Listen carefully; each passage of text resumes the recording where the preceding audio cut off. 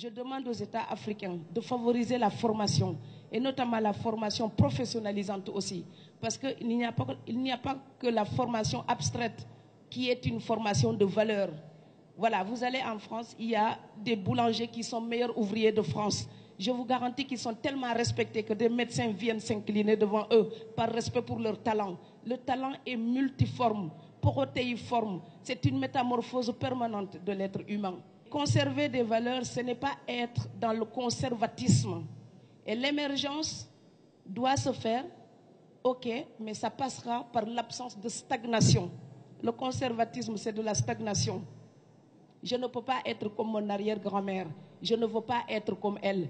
Je garde d'elle ce que je trouve nécessaire, humain, fondamental. Mais tout ce que je trouve chez Marguerite Yourcenar, je prends et j'ajoute. Parce que si vous ne prenez pas sur les autres cultures prendront chez vous pour s'enrichir encore davantage. Un écrivain appartient à tous ceux qui se donnent la peine de le lire. Voilà, Goethe n'a pas écrit que pour des Allemands. Et Victor Hugo n'a pas écrit que pour les Français. Quelqu'un peut être au bout du monde, vous voir raconter quelque chose sur la mort, sur l'amour, sur la famille et être touché. J'ai écrit un livre sur les Domujitles. J'ai des gens qui m'écrivent du Japon pour me dire à quel point ils se reconnaissent. Le Japon n'a rien à voir avec le Sénégal. Et si mes livres sont traduits aujourd'hui dans le monde, c'est aussi parce que je parle tout simplement de la dignité humaine. Alors, je veux une Afrique debout, une Afrique fière, mais je ne veux pas une Afrique ethnocentrée. Vous n'êtes pas les meilleurs du monde. Vous êtes des gens parmi le monde. Vous avez une place dans le monde. Et pour se faire respecter dans le monde, on doit accepter de se reconnaître dans les autres. C'est seulement à ce prix-là que nous pourrons les inviter à se reconnaître en nous. Léopold Sédar Senghor parlait de la troisième voie. C'était la voie de l'Afrique conciliant. Quand au Sénégal on dit « Mandouma de Gogdiou », on a déjà rompu une des premières valeurs fondamentales du Sénégal, le masla.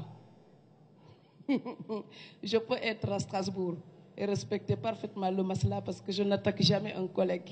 Mais si un collègue m'attaque sur les arguments, je suis présente sur le terrain, il n'y a aucun problème.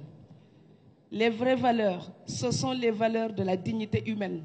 Que l'on soit noir, jaune, blanc, les vraies valeurs, comme le disait madame, quand on parle de l'argent, de la corruption des esprits par le bien-être matériel, ce que dit madame est valable à Paris, valable à New York, valable à Shanghai. C'est ça ma littérature. Ma littérature, c'est une littérature qui dit « Ma bagne, li du mako nangu ». Si quelque chose ne me convient pas, je vais le dire. Qu'on m'aime ou pas, c'est le cadet de mes soucis. Écrire pour moi, c'est pousser et pousser nuitamment le cri que je n'ai pas pu taire. Si mon cri dérange quelqu'un, je suis désolée. Ce ne sont pas les mots qui décrivent la blessure, qui sont violents. C'est la blessure qui est décrite elle-même, qui l'était déjà à l'origine.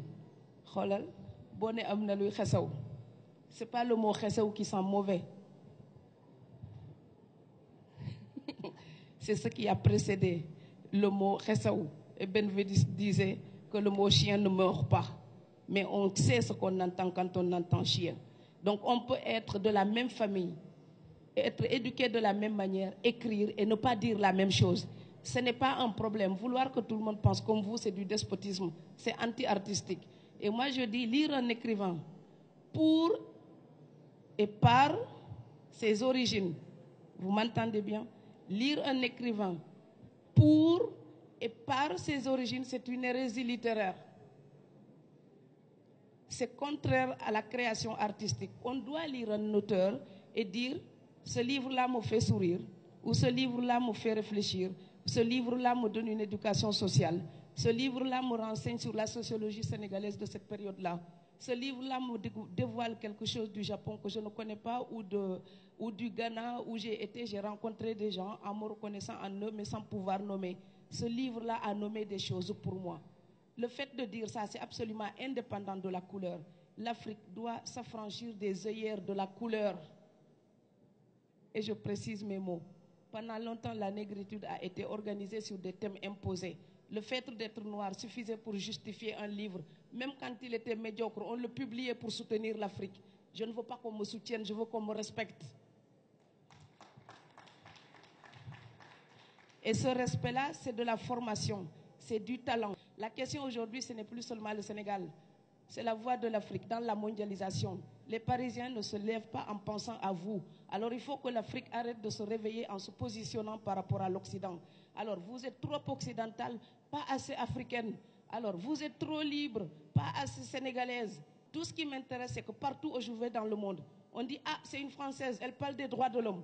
Partout où je parle dans le monde, on dit « Ah, c'est une héritière de Senghor, elle parle des droits de l'homme, de l'universalisme ». Je n'ai pas honte de Boursine, Coumba Ndoffène Diouf, mais en français, en anglais ou en espagnol. Merci. Voilà, Mbougar, vous avez la parole.